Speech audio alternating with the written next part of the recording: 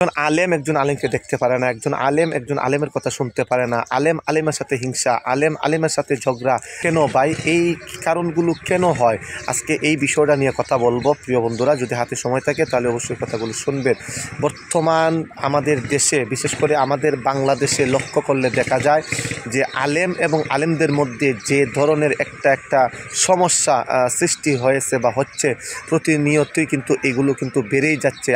আলেমের সাথে হিংসা, আলেমের সাথে ঝগড়া, আলেমকে দেখতে পারে না, আলেমের কথা শুনতে পারে না, একজন আলেম অপরজন আলেমের সাথে হিংসা, বিদ্বেষ, অহংকার, রাগ, অভিমান কেন ভাই?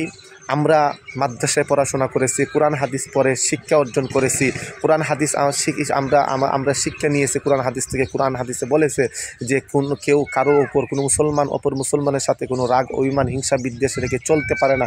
আমরা এগুলা শিক্ষা অর্জন করে এবং আমরা অন্যদেরকে শিক্ষা দিতেও আসি, তবুও কেন আমরা এই বিষয়গুলো বুঝি না? কেন আমরা একজন আরেকজনের সাথে এত অহংকার, এত হিংসা, এত বিদ্বেষ কেন ভাই? এগুলা থেকে আমরা কি বের হয়ে আসতে পারি না ভাই? দেখুন, মূর্খ মানুষ হইলে মেনে নেওয়া যায়। মূর্খ মানুষরা যদি ভুল করে বা মূর্খরা যদি মূর্খদের সাথে যদি কোনো হিংসা, বিদ্বেষ, রাগ, অভিমান, অহংকার ওগুলা যদি তারা রাখে, তাহলে কিন্তু এটা মানা যায়। কারণ সে মূর্খ, সে কোরআন হাদিসের জ্ঞান তার ভিতরে নাই, সে বুঝতে পারতেছে না, সে জানতে পারতেছে না।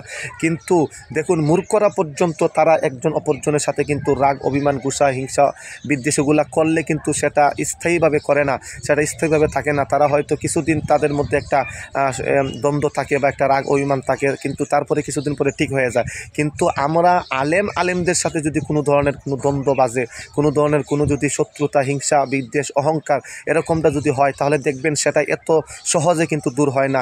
সেটা দেখবেন মাসের পর মাস, বছরের পর বছর সেটা চলে যাচ্ছে, কিন্তু তারপরেও দেখবেন সেই রাগ, অভিমান, হিংসা, বিদ্বেষ সেটা কিন্তু দূর হচ্ছে না ভাই। কেন আমরা আলেম, আমরা তো সমাজে শিক্ষিত মানুষ, আমাদেরকে মানুষ সম্মান করে, শ্রদ্ধা করে, ভালোবাসে, আমাদেরকে তারা মাথার নবীর ওয়ারিস হিসেবে তারা আমাদেরকে মনে করে।